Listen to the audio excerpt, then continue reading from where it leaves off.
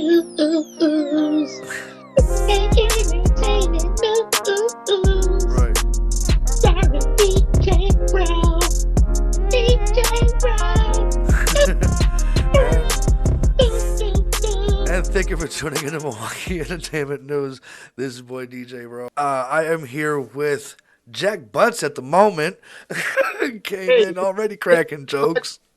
yeah, this is Jack Butts, also known as Reno C in certain areas. So shout out to Live in the Under G with Reno C. Shout out to MKE News with DJ Bro. Yeah. Yeah, I Thank like you. I like the switcher. Yeah, bitches. Oh, bitches. Shout out. So for those that don't know, when I was in a pinch and I was really reaching out to try and find out how I could get everything I needed for the video for bitches, uh, I needed a venue, I needed females, I needed I needed the whole works, and this guy was the one that reached out and was like, I can make that happen. I was like, okay, I need like 3-4 bitches to be shaking ass. Okay, I don't want that. Let me just dance a little bit. No, I need dirty bitches for this bitches video. And you said, I got you. We ended up over at Gold Diggers. Shout out to Vale and his new Stolies movie Right. that's now streaming worldwide. So we want to give a shout out to him, Clee Entertainment. For letting us use the spot, man, making it possible. And shout out to DJ Bro, man. And what's his name? Ravison? How do you say his name? Ramazar. Ramazar, man. Ramazar. Yeah. Hot, and Yeah. Hot was my theme song for the summer. That was the first time that we got like chanted out to do an encore. And I was like, okay, cool. And I'm sure that was, how many times did that play over there over the summer? Oh, that was, man. We were. That was at least once or twice every time we did a show there. Nice. We were, Really yeah. appreciate that. Yeah, Reno C was a mainstay. Um, Doing my gangster rap thing down there, and the females loved it. They loved it. I'm shaking their ass off of bitches. Bitches love the song, man. I love to switch them. So Yeah, we have the remix coming out soon with DJ Young on it. oh, okay. So this is gonna be something fun, and of course we have a few other songs coming out as well. We got Renovation, and I believe we're gonna also release In My Pockets, and Why You Lying. We actually just had brand new fresh beat made by Frank Forbes, and that is it is smacking. Okay, I highly recommend working with dude if you need some music. What age did you start doing comedy? Well, comedy was probably birthed out of necessity. I want to say probably around 10 years old. And it started out with, we called it gunning, ribbon. Right. Um, because, man, bullies, you can fight somebody, you can hit somebody.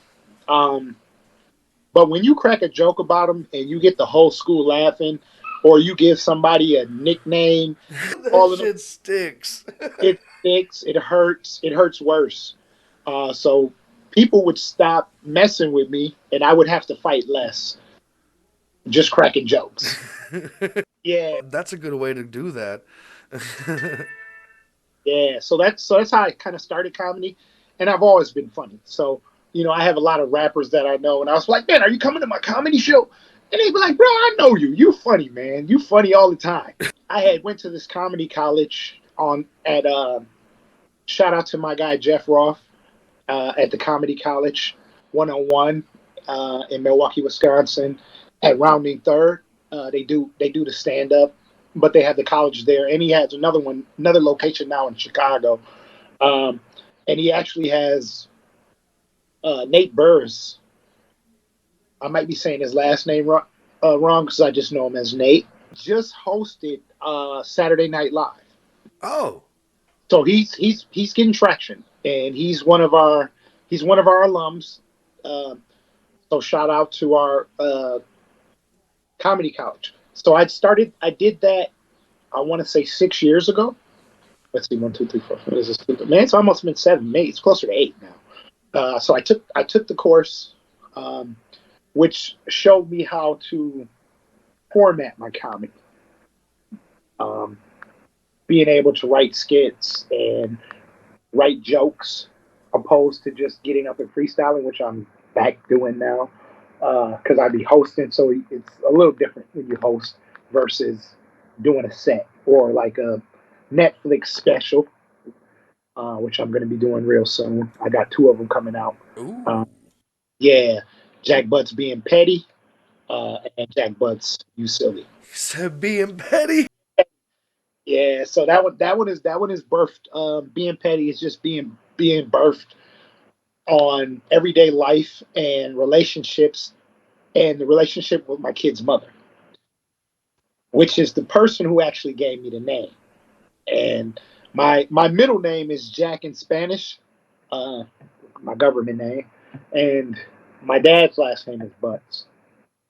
And so she came up with the name trying to be facetious and funny when I was going to comedy college, and it just stuck. It is. It is. You got two syllables. If you can't Yeah, remember two syllables, I'm Jack Butts. Right there. That's yeah, it. yeah. Because I thought, Jamie Foxx, Kevin Hart, things like that, kind of put in that type of Right. that. And Butts is already stands out on its own, just well because of the name. Yeah, Butts fan. Shout out to my grandfather Eddie Butts. Um, Right. Shout out to him. So that's kind of where my music comes from. You know. So When did you start doing the music? so I'll be. I started out probably 10 years old. Trying to rap, but the first rap, and the first time I actually went to the studio, I went to Marvel Studios, and I was 13, and I was bragging that I could rap, and I'll be completely honest with you, man. I had a hard time catching the beat, man. I'll be honest, man. So I love Straight Outta Compton. I think I was watching it the other day, and it's always funny how I see Easy when he first went in the studio singing "The Boys in the Hood," and he was trying to get on beat and stuff. It makes me think of my first rap, man. Um, I kind of remember pieces of it. I went in and then to this, when I rap, I try to make my voice sound, you know what I mean, tougher and stuff like that. Because my very first rap, man, I sounded like Easy E. Like I believed in my mind I sounded like Ice Cube because NWA was kind of like my favorite group at the time. So I believed I sounded like Ice Cube. But when I got on the mic, I sounded like Easy E. I was like, one night, No. paging on the sucker, wanted all through Milwaukee. I'm a bad motherfucker. That type. Uh, yeah, man. Uh, so I really thought I was gonna sound like Ice Cube, but I sounded like Easy E. But so that's kind of how, like, now when I do music, I always people always like, man, just rap in your regular voice. I can't. I try, but I'm always changing it a little bit, or I want some plugins on it. I want some heavy reverb on it. You know? Right. Yeah. So that's that's just because of the first time I went to the studio, man. I just He said I got traumatized. yeah, I got a little. and man, I've been changing my voice trying to make it sound rough and rugged and stuff like that, man. Yeah, you know who you always remind me of? You always remind me of ICP. One of the people that somebody said that I sounded like was one of the members of ICP. So yeah, I remember. I do know who that is because there was a summer or two where there was a juggalo painted on my arm while I was running around the east side on the fucking Summerfest. Where they had the gathering. But Yeah. um, They got a strong crowd, man. They got a strong fan base. yes, because they still they don't live in mansions. They don't do anything like that. Like they've put most of their money right back in the community. Like they fixed up their house or like bought a nicer one, but like not by much. Like they got something like sustainable. Like Like they didn't go all out like everybody else does, when they get some money. When like they get a lot of money, they, like donate it to a lot of charities or organize a lot of fundraisers and stuff like that. Like they do, they are very community oriented, and not many people know that. They just, see, oh, these guys are running around talking about like shoving 2 liters up people's butt cheeks and shit like that, and it's like, well, that's what sells records. Spraying Fago on people in the crowd, that's what sells records. That's what gets people in the shows. You know what I do with that money? I put it back into helping people, so you can shut the fuck up. So, like, uh, what is some milestones that you've made in both of those?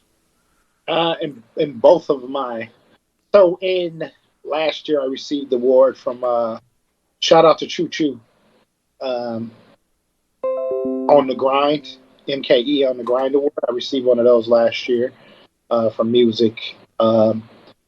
Making a song with Juice World, making a song with Young Buck, making a song with Kid Leroy, some mainstream artists. But but you get the verses already made, so it's not like a collaborative effort. Making songs with Chris Calio, you know what I'm saying? Those are pretty cool. Um, and being reached out to by industry producers is So, all. so when you get those verses and you say that like they weren't collaborative efforts and they were already pre-made, is it like they had a beat and they had a verse on it and you just paid for that collectively? Yeah, yeah, Because I can yeah. only imagine somebody saying, "Oh yeah, I got this verse for sale," and it like totally not matching the beat. So the way the producers do it. Shout out to um, Legion Beats and Adami, Wishmaster. Some of these are some producers. They have some stuff called icons of the industry, and they uh, what they do is they produce music with the artist, and the artist will put the verse on there. Sometimes you'll get a verse, and you have to come up with the chorus to kind of bring the whole song together, or they'll have a chorus already on there, and you got to kind of put the verses in there to bring the song together. Um, to showcase your artistry and to kind of give, saying independent artists a chance to showcase their talent and also work with some industry people. That sounds really awesome. That is really good. That is a really good a real good piece of thing you just sent out there for people. I hope people pay attention to that. I know I just heard that. My mind's a little blown. It's like, wait a minute, I can just hit up Anno Domini. I seen them in my, when I scroll through my feed. But I just, like, I don't even know what the fuck I thought it was. Just like another producer. It's like, oh yeah, we make beats like for these guys. Like, okay, so there's a lot of people, but I didn't know that they were like, no, man, those are the guys that'll get you the verses with those Yeah, yeah. guys. They versus um, shout out to DJ Flip too. He's Bootsy producer. I That's about the only collaboration that I'm a little upset that I missed out on. But it just so happened at the time um, when he was offering it that I was. It's weird. Like when I'm doing something, I'm all in on it. So if I'm doing music, I'm all in on music. Comedy kind of takes a back seat. Like when I was telling you when you were putting it together, that whenever I'm doing music, it's like they're two different people. Yeah. Because the like we've been to shows. Like shout out to January too, man. Get well soon, babes. You know, um, you know, we're doing shows, and she loves to book me as a comedian because she has her group of artists, Right. musicians. Musician crowd and the music shows are different than the comedy shows. Comedy shows, people are paying to come laugh. They're going to sit back, they're going to partake, and they're going to laugh and they're going to enjoy. Right. Music shows, they're coming to be heard. And musicians take themselves a lot more serious than us comedians. Understandably so, a little bit, I guess. Yeah, so musicians are all like, love me, love me. You gotta love my art. You gotta love this. And they're sitting there, they're on their pedestal, they're in their own little world. Sometimes they don't even know. I've come up there, I'm doing comedy, and they're just, what I mean? You might get a laugh or two. Um, but that's why I say shout out to Miles. I really like Miles' platform that he has, the show that I'll be hosting this Saturday. We we do it right. Like we mix in the music and the comedy because you have to have a great host. Shout out to me, Track Bucks again. Right. Great host that can keep the flow of the show. That can keep it playful, that can keep it laughing, that can crack jokes about the artist coming up, and keep it fun and keep it moving. If you don't have that, and if say you got a musician hosting and he's not charismatic, um, he doesn't have a sense of humor, then the show is kind of stale. It's just artist to artist. Yeah, there's no presence, Yeah, there's nobody getting the crowd back active, Yeah, things like that. Keep the crowd entertained, um, and basically, even if you're going from comedy to music, where a musician takes himself really, really serious, and he's doing, let's just say he's doing a very, very sentimental piece, something about his mother or something that passed away. The host can, tell some jokes and then be able to bring it into that where the people can still enjoy it. And then, even though it took the room all the way down because you went from way up here laughing to all of a sudden now you're down because that's where the guy was taking it. And then the guy brings it all the way back up. You know what I mean? Because there's a comedian coming on next, so he's got to be to open it up, man. So, like I said, I've been to a lot of different shows where it's artist based and it's mainly for musicians. So when you try to sprinkle comedians in there, it kind of goes over the musicians' heads. They're so serious, they're not laughing, they're in a really really intense headspace, and it's they're trying to sing their song, they're trying to make sure, and then they once they sing their song they because they said it. You know what I mean? They got through it. You know what I mean? They got a little response. They feel like they nailed it. Now they're in a bubble. They're up here. They're up here now, and everybody's down here below them.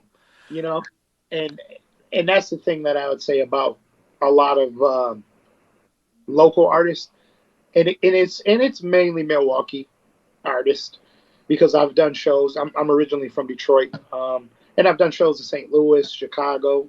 We did shows together in Chicago, but Milwaukee artists seem like they is a lot of jealousy, and they get upset. It's not. It doesn't. If some other artist is good, that doesn't take away from your talent. Right. You and that's where I feel like a lot of them don't want to say you're good. In fact, I was talking to Brad Fax, and we were talking about it one day. I think we were on live. We were talking about it, and his opinion is that an artist won't give another artist props unless he feels he's better than that artist. That's when he feels he can give an That artist. that is a big problem on the hip hop side of this music scene. I will say that. And the reason why I have to clarify that is because I don't know too much about like EDM scene or anything like that, but I do know as far as rock and metal. Wow, that is a big brotherhood. Like one band has like 20, 30 followers, they will make sure that them and their 20 followers will come to your show, and then everybody shares a crowd, everybody helps share each other, everybody works with each other. They even work together like a lot of the cover bands. They get together with all of the other bands and they say, okay, well, what songs are you doing, because we don't all want to be doing the same songs, and they're all able to work together across the scene. Yeah, that's yeah. I was like, and that's why when I came into hip hop, I was all like, wow. I knew when I met you that you were polished. I grew up doing this. I still can rely on my dad. My dad actually just has a band together. I'm about to interview him in a little bit here with his new band, and they're going out and gigging. What's your father's name? Alan Dane. He also goes by Scott. He was in Theatera for many, many years until the drummer passed. They would do reunion shows. It was always awesome to see. That's what I grew up with. So when I would like do these like rap shows and there's like, 20 people in there and they're all other artists Yeah. and they're all looking at you like competition. Yeah. Yeah. And I was like, yo, this is Totally, like, totally understand what I'm saying. I was like, I don't want to do a lot of these shows. Like, I want to be in front of fans. I want to be in front of people. So I'd like to see an actual comedian host a rock show. That would be awesome. Definitely. Shout out to Jack Butts. You can book me. You can book me through Reno C, Reno Contreras. If you need. I don't charge so much. I do a lot of it for the love, because this was another thing. I was speaking to one of the promoters, and so there is some comedians that do get full of themselves, and sometimes every person is worthy to be paid for their craft. And I'm not knocking anybody that believes in themselves or believes in their craft. However, it has to be a trade off. So if you're wanting money for your craft, you should have a following. You should be able to bring people in. You know what I'm saying? That's like when I was promoting with Vail. We doing the shows every Friday and every Sunday. You know, I'm letting the artists perform, but I'm also letting them know, hey, you have to have some supporters. You know what I'm saying? You have to have some people that are going to come with you. So when we talk about comedians, we got tickets. Like, here's how you get paid, because you have to learn how to sell these. And no matter what you do, you're gonna have to learn how to sell these tickets. These small amount of tickets, 25. We're saying this is 15 tickets, right? You can sell these $25. That's your pay. So next summer I will be doing a lot more shows, uh, just under my umbrella, um, for music and comedy. You know, we're gonna be doing season 3 of live from the Under G with Reno C. Um, it's gonna be MKE versus the world. So we're gonna bring in all the artists that's from Milwaukee, and then we'll get some artists from different cities and around the world. All young artists. You probably want to take notes if you want to hear this. If you get with promoters, make sure your promoters have people that come to support them, irregardless of what they're doing.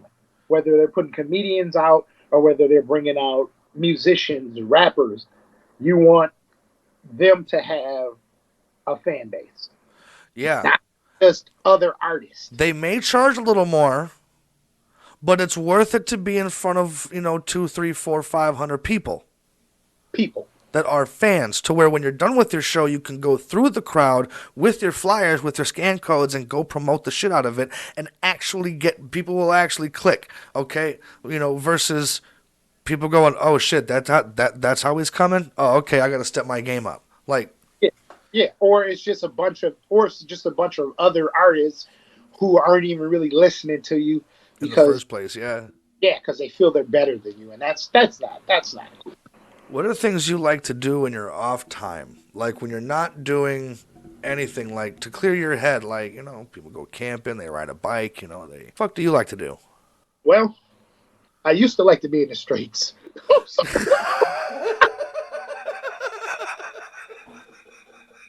I'm not gonna lie, I was for the streets. I was for the streets. The United States has made me a believer. I'm done with the streets. Uh, United States. the United Oh shit. States believer. I am not in the streets no more. I used to like a lot of side bitches. I'm done with them. Done with You them. heard it, bitches. You heard? Good. I can't even listen to the song "Bitches, Bitches, Bitches." Can't get them no more. I'm only getting one. That's it. I'm I'm listening to LL Cool J. I need love. You know what I'm saying? Some, Luther Vandross, you know what I'm saying? Yeah. So now I'm really Netflix and chilling, man. I'm really I'm binge watching, man. I'm booed up. Food up. That's how you know you're really real, man. Because you can go over and fuck anybody. You know what I'm saying? But you ain't gonna watch a movie or nothing. You're in a serious relationship if you didn't binge watch one or two series. With Right. some Game of Thrones, House of Dragons, The Witcher. Hell yeah. I was on The Witcher for a little bit. I was watching it with this chick, and then we broke up, and then I stopped watching it because I was all like, nah, dog. I made it through it, man. We made it through the 3 seasons. Uh, Okay. so I'm definitely booed up right now, man. Uh, so in my spare time, I like to spend time with my kids. You know, so that was kind of what got me back into music. My son, I wasn't Superman to him no more. You get around Man. 15, he he wasn't looking at his dad as Superman, so I started back gangster rapping, um, which I would have wished I would have just gangster rapped instead of just trying to be a gangster. I don't want to be Well, now you have, some things to rap about. correct. So now with my daughters, because now I'm a girl dad, um, I have a kids Ooh. have a kids book I'm working on now. So doing different things, sight words, and working on reading with them. And I got a nonprofit too. We're going to be bringing the bookmobiles to the neighborhoods and feeding the kids. Bet. So if you want to help read and feed, I would definitely reach out to me if you want to donate something, you want to donate some time, if you want to see kids learn how to read books, and you want to see other kids read books to kids, and also feed them during the summer when there's no school lunches. I'm your guy. Reach out to me. This is something that I believe in. I grew up working on the bookmobile, and then after school, working in the library. And then when I was upstate on a extended vacation, I got certified through the pro literacy, and I helped guys who were in the streets that never knew how to read. I helped those guys learn how to read too. So I Nice. believe in literacy and reading. That's why I write music, I write jokes, I write kids' books. Um, so if you really want to free your mind and you don't know how to read, you can reach out to me. I won't tell nobody. I won't. I won't 50 Cent you like he did Mayweather. Shout shout out to Floyd Mayweather, man, because he's a super millionaire and he can't read. Right. That's not that's not the normal reality. You He don't is, need to know how to read if you got real people that you can count on for management. And well, actually, I don't even think it was really that. I think he just more in intimidation. It's all like, if you fuck me over. no, he had his dad. His dad was the brains behind it. His dad was a boxer, but not as successful as him. And his dad, made him into who he is. Type But he's shit. exception to the rule. So I'm saying if you're a rapper or a comedian or an entertainer and you're having a hard time with reading, um, we're probably gonna be able to tell in your music because your vocabulary isn't gonna be there. Uh, so and I'm not making fun of you. I'm just saying to better yourself, to grow and move to the next level, work on your reading. You That know, and to understand a lot of the contracts that are gonna get put in front of you as an artist. Like you need to know like what some of these words mean, and you can't just throw your hands up and be like, I don't know what that is, because that's gonna stop you a lot too. correct, So it's like you really need to know, and either that or have money for a lawyer to look over every fucking thing. correct. But you got to be careful. Lawyers will get you. Managers will get you. Hmm. Easy E and NWA with Jerry Heller. So you want to make sure that you are taking care of your business because this is a very great time to be an artist, an entertainer, anything because the internet can propel you to places that you had to work so hard to get to. So I look at it like the internet actually destroyed music. The internet now made it to where if like when you were first starting out, you remember, CDs. You would, make these CDs and you'd charge like, $2 a piece for these things, or you'd leave them over at the gas station, let the attendant back there do something. But I mean, you got a return. on your investment relatively quickly. Yeah. Yeah, you can, send it out fast, but you were always able to send a demo over to Warner Brothers if you wanted to. You were always able to stand outside of there and wait for an exec to walk by and hand it to.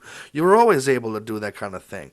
Actually, you were able to do it more then than you are now. Now I'm sure you can, I believe you could pay for meetings with them, but as far as the average artist made way more. The average artist, like I'll even say now, doing the music this past year, and DistroKid sent back $18.98 so far. You see what I'm saying? So it's like if I would have went around with a That's sort of CD that had bitches in when my city, get it, and with your bitch on it, talking about some at every show. Damn, that shit went hard. Bet $2 a piece, $2 a piece. I bet I would have made my motherfucking money back at almost every show. yeah. Shout out to DJ Bro, man. He went aluminum.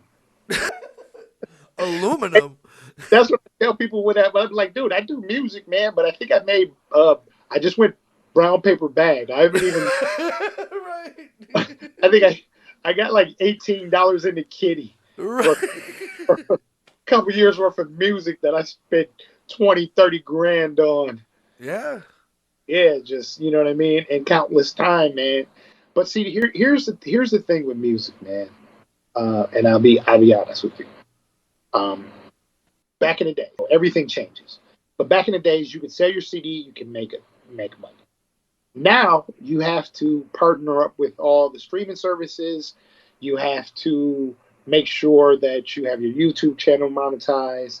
Um, then you have to pay to put it on influencers' things. Now, most people don't understand it. No, you can pay to put it on WorldStar. WorldStar is probably one of the biggest, most expensive platforms to put it on. But with WorldStar, it's the make or break. Your song is either going to do a million something and you're going to become famous, or it's going to do a million something and you're going to be a one hit wonder. So, but that's going to cost you upwards of 20 grand to get it on WorldStar. WorldStar is the make or break platform for artists. That's they do the exact same thing that record labels do. Record labels pay for the streams. Record labels pay for the make or break places to put it on the playlist. You got to watch out for those playlists because a lot of those platforms have come straight up and said, this is not how algorithms here work. You cannot buy your way into our playlist. Anyone or any service that is offering to give you streams in exchange for cash is lying to you. They do not work with us. They do not do this, and these are fake streams. And if we do find them, we will be taking them down. And they release videos on how you're able to spot fake streams. And I paid through somebody that actually, he did a lot of people's stuff, and he was a trusted source for this. So I went that route, and every red flag that there was, it was like, how do I have 35,000 streams but only like 163 listeners? Each listener in the past 7 days has heard my song 187 times. Oh, they're super fans. Like, these are the things that show you it's paid for, and those are the things that, these, like, I had somebody for Milwaukee Entertainment News, I did an interview with him, and he paid for streams on his interview to make it seem like he was a lot bigger than he really was. And I didn't realize it. I messaged him talking about hey, bro, like, wow, man, that was really cool. I think it was like, 1,500 fucking streams on YouTube in like a day. I was like, oh, shit, bet, man, you just blew me up. He's like, hell yeah, bro. And then the next day, down to like 127. And I looked it up, and YouTube was like, yeah, we find those fake streams, and we take those down. And we filter out what is the real streams, and I'm like, man. So yeah, you really gotta watch your source. You can do the college stations. They, See, that's another thing. I have never heard somebody talking about, hey man, you listen to this college radio station? No. yeah, it's mostly college students. Um, so here, a typical fan for hip hop is 15, 13, 14, 15, up to about 22-year-old male. That's your audience. That's your target audience. As you start to get older and you start to age out of it, that's just the reality of hip hop. There is still some hip hop heads, such as myself, yourself, that's a little older, but most of us, we have our favorites. We have our people that we listen to that we're fans of, and if we were to really be honest, most of the time we became fans around those ages, from probably 13 to 23. We'll just use a 10-year period. Yep. You It know, doesn't matter. We get in the car.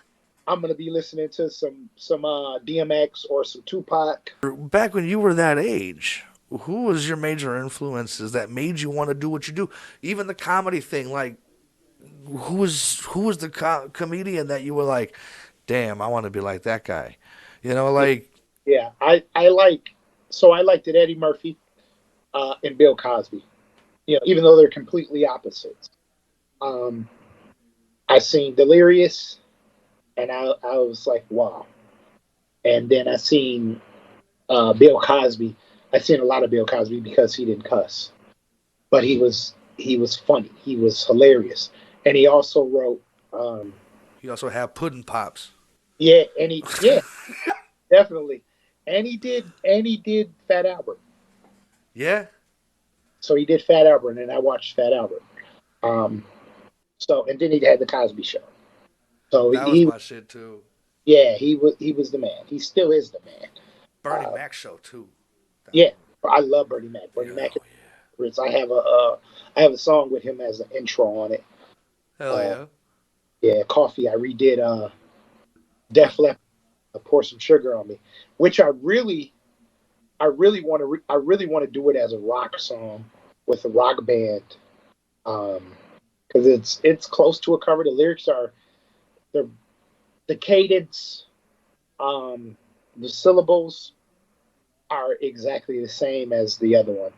So it would be almost close to like a Weird Al Yankovic kind of song, a parody, but not as funny. It's that close. You know what I mean? The rhythm. You know what I mean? But I want to do it with a rock band. Well, there's a lot of rock bands that and members that watch this. So, I mean, you Yeah, guys, reach out to me. I got the words. I got the lyrics. Um, honestly, I'm not as I probably you probably be a better singer, definitely a better guitar player, but the song is a hit. It's some Sing it the way it's supposed to be sung. I mean, the concept is completely different yet the same. It's stir that coffee instead of pour some sugar on me. Stir this coffee is what she's screaming, y'all. You know what I'm saying? Instead of pour some sugar on me. You know what I mean? So it would definitely be a hit. Mass market. We could sell it to Starbucks, Dunkin' Donuts, McDonald's. Uh, use it for somebody's commercial. Yeah. we can definitely do all that. I just need the right singer and a producer. Because if we can remake the beat a little bit better, uh, I'm telling you, man, it's there. So I'm open to collaborations. Hell yeah.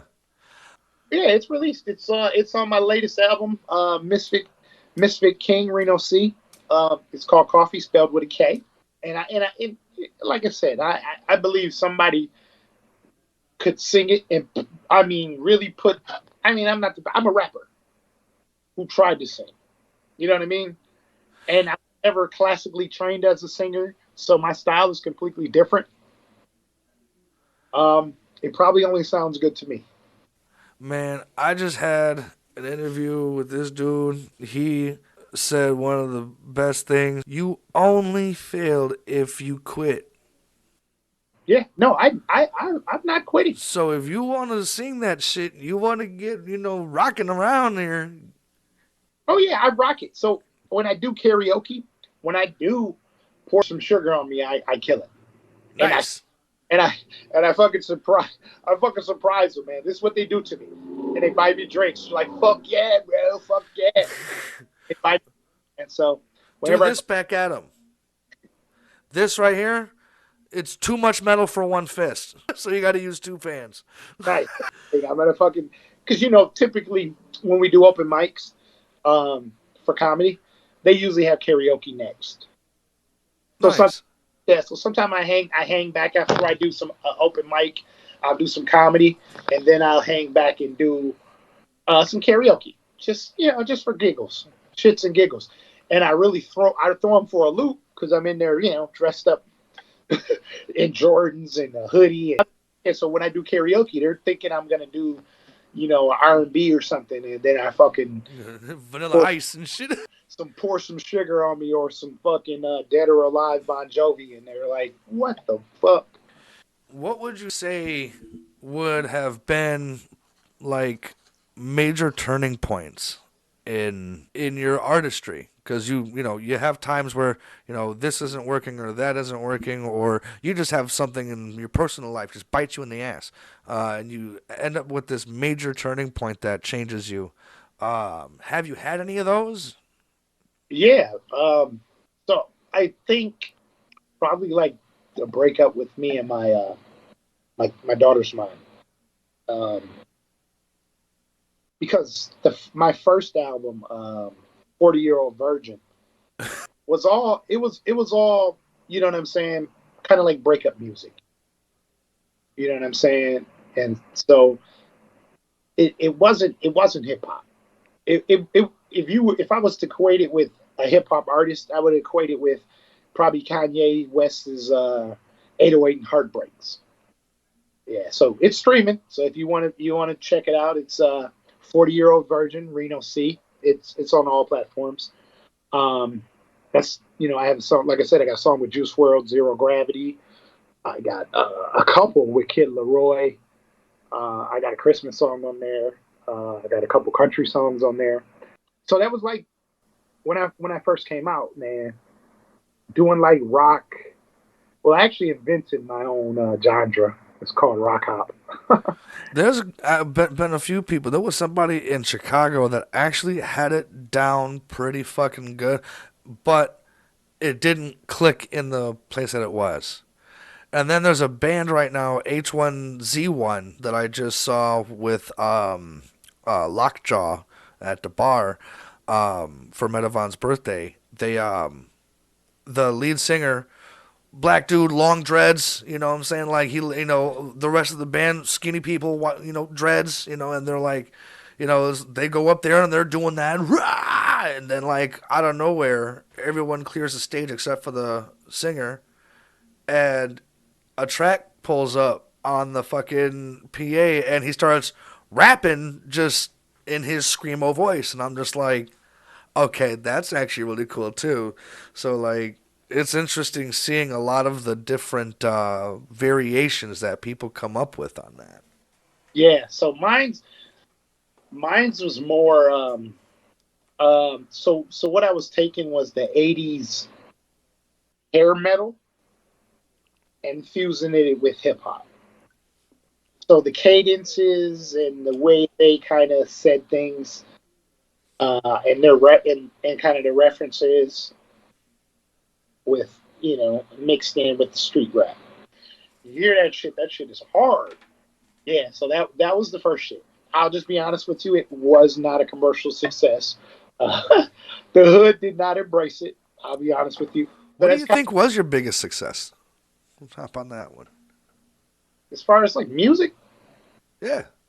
Well, you Uh, spent most time in music than comedy, so yeah, we'll go ahead with that music. uh, I think the biggest success, and it's still not even all the way done being successful, is probably the song Unrest. It's got the hard guitar, and the song is about the incident with Seville Smith when he got killed. And the chorus is like, "Welcome to the jungle. We don't play them games. Cities full of unrest. Smell the smoke. See the flames. Welcome to the jungle." Yeah, so it's Yeah. hard, and it's about it's about police brutality. Um, and it's got some real memorable hooks in there, man. And it's just, you know what I mean. It's one of those songs that I do at Seville Smith's commemoration every August 13th at Sherman Park. You know what I'm saying? So it was a call to action, but it was also just a, a wake up and a reminder. You know what I'm saying, of what happened. You know what I'm saying, and the commemorate. So that's not, it wasn't nothing new. You know what I Okay. mean? There was a difference between the people that really was doing it, who really believed in it, and then there was a lot of posers that started to come along, and then it became, I'm not going to get into it, because I have a line in there that says our lives matter now because it's a color. You know what I'm saying? But like, our lives always mattered. Right. You know, and and then there was a lot of people that were coming along that really didn't care about our lives, but they were trying to be a part of the movement. You know what I'm saying? So it was my journey was a little different. I grew up in black neighborhoods, but I was the product of the first chapter 220 program when they bused blacks to white schools. So I'm mixed. So I'm like Indian, black, Mexican. Um, so I'm light skinned, and then when I had hair, it was curly. And because I used to talk, uh, like they was like, "Oh, you talk like a white boy." I never was black enough to be black, so I never really was accepted. I was never black enough to be black. I was too dark to be Mexican, and I was, too dark to be Native American. So I was always a misfit. You know what I mean? So that's kind of where the album, Misfit King came from. And it just growing up around white people. You know what I'm saying? So I can articulate, I can talk really, really good, and I'm cool.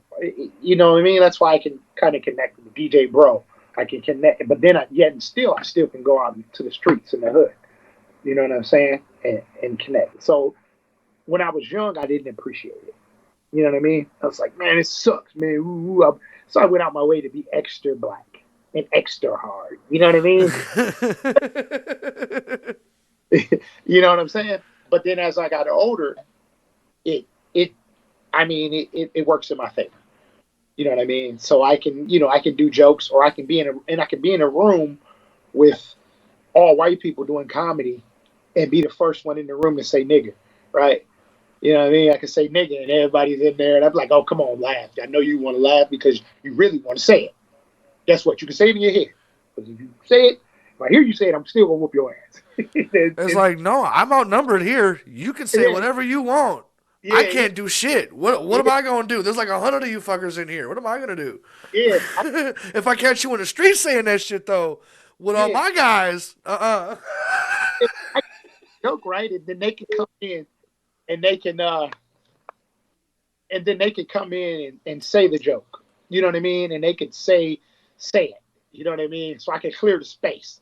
And or else I can crack jokes about my upbringing, growing up, you know what I'm saying, with my dad, growing up with my dad, not necessarily being a stereotype. well, where did you grow up? So I grew up in Milwaukee, What part? Clybourne. I don't know if you know about the Clybourne area. So that was like my early childhood. Then from there, I went to 13th and Groveland, which is off Locust, 22nd and Burlock. And then like my teenage years and my early 20s was the Trays. You know what I'm saying? From 35th and Center all the way to 35th and North Avenue. You know what I'm saying? That was my hood, man. You know what I mean? Um, Terrorized it, man. Did a lot of stuff. A lot of stuff is on public record. They can look it up. You know what I mean? It's not just not a person that tried to act like he was a gangster. I really was, and it wasn't something I wanted to do. My mom and dad were, and it wasn't. They weren't gangsters because it was out of a necessity. So that was one of the things that they taught me to be tough. So it's like as I got older, you know what I mean? Because my sense of humor was to belittle people and basically down them. You know what I mean? I'd be on the back of the flyers coming home from high school and rip everybody. You know what I mean? And everybody wanted to be my homie because I could just make everybody on the bus laugh. Man, what's up, man? Trying to sit by me, being cool with me and stuff, because I would make everybody laugh. You know what I mean?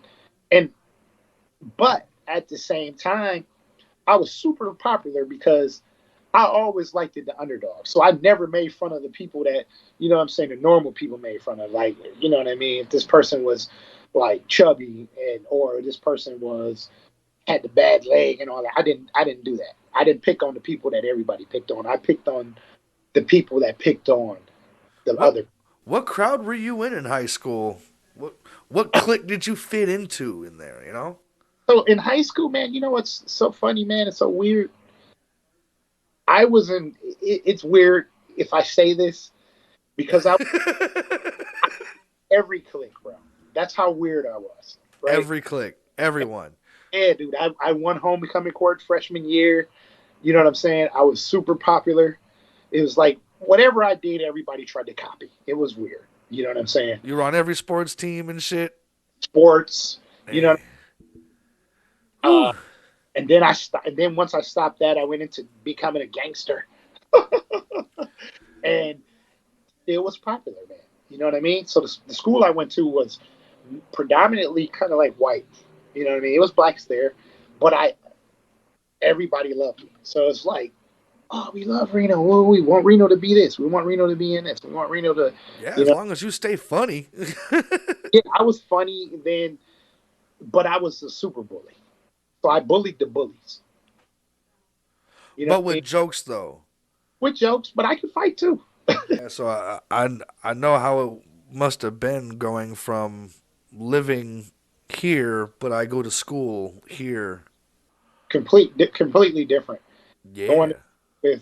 with, I at the time I in my neighborhood you know, I was one of the only guys who had a father. So I had my mom and my dad, but it, they weren't model citizens to say the least. They were uh, drunks, alcoholics, fighting all the time. So it was turmoil. And then but on the outside looking in, everybody's like, "Oh, you got a dad." But then when I get to to the south side where I was going to school, these kids had mom and dads that had stable homes. So it was completely different. You know what I mean? So that's where a lot of it was where I creating characters, creating imaginary spaces to live in. You know what I'm saying? Okay, your parents is doing this weekend. I'll make up something like mines are doing it. You know what I mean? Right. And they weren't. You know what I'm saying? So that's kind of what got me good at improv. That got me good at comedy. That got me good at music. Um, childhood trauma. You create all these different characters. You create this false narrative. You know what I'm saying? That you live out. You know what I'm saying? Um, and that's kind of where I've been my whole life. You know what I'm saying? That's why I'm good at selling cars. I can make up a story and stick with it. I can sell somebody on a backstory of me being a family man who's been with his uh, wife since he was 17, the only woman he's been with, and he's got 7 kids. And, you know what I mean? And they would just be like, "Oh my God, we got to buy a car from him." Right. Yeah, I couldn't tell them the truth. You know what I Right. mean? Yeah, Right. I got out of prison, man, and I got a bunch of side bitches. I can't say, yeah, I can't sit there and say that. You know what I mean? Because most people can't handle the truth. You Right. know, they want the pretty, they want the nice package put together. You know what I mean? And I learned that from being, in the Hmm. school. High school was a really good time for me. I'm not gonna lie. Right. Uh, you know, I didn't say it wasn't a good time. I just hated it. Yeah. No, man, I I, had w- to. I was popular because I stayed to myself. Yeah, Because I didn't want to fuck with you guys. I had these big ass headphones and I'm just listening to Megadeth or some shit in the corner, just like not bothering anybody. And people would be like, hey, what you listening to? I'd be like, Slayer. And the next thing I know, I'm walking down the hallways and they're like, Slayer! Like loud as a bitch at me. And I'm all like, dude, what the fuck? And then like I'll be sleeping on the bleachers and shit. I feel fucking shaking and shit. I'm like, what the fuck is going on? I open up my eyes. Everyone's staring at me, chanting to go down and be a part of the pep rally games and shit. I'm like, dude, I'm catching some Z's back here, listening to my music, dude. I want nothing to do with you guys, like, because I did music. I was a part of the band. I was in drum corps, and I was fucking bitches in the practice room. But like, yeah, I didn't want to be popular. I didn't want to be friends with a lot of you guys because I knew how fake these fuckers were. So like there was like a few people I was cool with, and that was about it. All right, so this is airing for Thanksgiving. nice. Any shows you got coming up after Thanksgiving right away that you want to give a shout out to? I He's got tickets, bitches. Here's your tickets. paradise. Jack Butts, a night at the market, December 15th. Come on down. I'll be talking about my dysfunctionality as a kid. I'll be talking about toxic relationships. I'll be talking about raising little girls and still trying to be gangster. It it's pretty tough. Uh, so I'll be talking the real. I'll be talking my shit. You'll be having a great time. You'll be laughing. Uh, you might even cry. Oh, But tickets are $25. You can get them from me. You can cash at me, Mr. Reno C, $ MRRENOC. You can grab the ticket to $25, or it's going to be like 50 at the door. So you get it half off right now from me. I got a few of them. You can come in. I'll make sure I put your ticket to the side. You ask for me at the door. Take a picture with me. I'll throw that in for free. You know what I'm saying? So if it's some ladies, because I know ladies always want to come out, I'm also going to be talking about sex. I'm going to be talking about how much I love it and how I forgot and got rid of my side chicks. Even though it's the holidays. And everybody loves sides more than their main in the holidays. You're not looking forward to dry ass turkey or dry ass ham. You're looking don't for make a dry ass turkey then. Hold up. yeah, you're looking forward to macaroni. You're looking forward to the yams Yeah, okay, you or got to me. dressing. You're looking forward to the sides. You're not looking forward to the main. So come on, get your tickets, have a good time with us, and laugh. Um, be on the lookout for the new album dropping. Me and Ray Royalty collaborated with Chris Callio. We're dropping that beginning of this year. I mean, beginning of 2024, the new album comes out. Reno C. Be looking for my Netflix special. Two Netflix specials coming out. First one is Being Petty Jack Butts. The next one is Jack Butts Silly Part 2 because it follows up for the other one. Um, Shout out to DJ Bro for this platform and this opportunity. And also be on the lookout for season 3 live in the Under G with Reno C.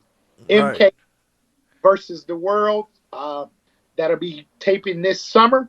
So if you're an artist and you want to be on it, tap in. You can find my Facebook page. You can find me on any social media. Send me a bio. That way I can familiarize myself with your work, your body of work. So when I ask questions, uh, I'll know about your work. I know who you are, and I can give you a great interview and give you a great platform and opportunity to showcase your stuff to the world. And also, if you are a sponsor or a business owner who wants me to come host an event, or you want me to come show up at an event, you can book me, find me on social media. You also can uh, reach out to me. I do commercials. Uh, so if you need help with a commercial, or if you need help with your social media to increase your presence on social media and increase your brand, reach out to me. That's what I do. And if you're looking for an exotic Bengal cat, I sell those. If you're a comedian and you're looking for somebody to write you some jokes, I do that. If you're an artist looking for someone to write you some songs, I do that.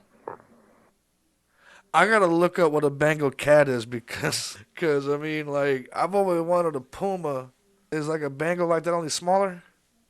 Well, it's like a leopard, only smaller. It's the only cat with they call them the donut holes, the Rosetta markings, the circles, like the actual leopard. It's actually mixed with an Asian snow leopard, so it's hypoallergenic. It's bigger than a regular cat. It's more talkative, more affectionate.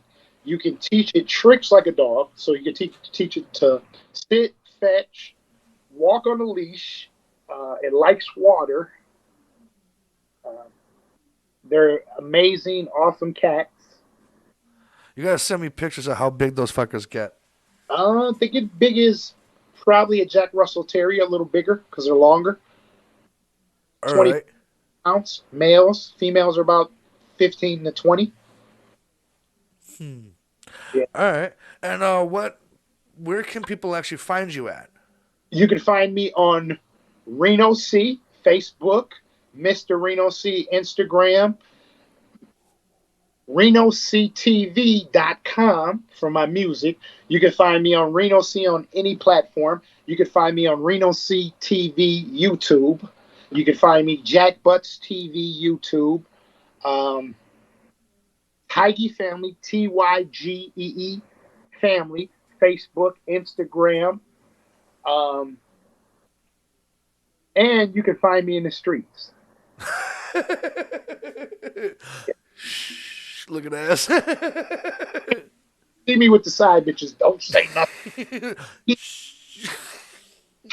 Yeah. All right. Hope everything goes good for you and everything coming up that you got going on. Everybody, don't forget to like and subscribe to not only everything he's got going on, but to us as well. I mean, we gotta, saying keep this going.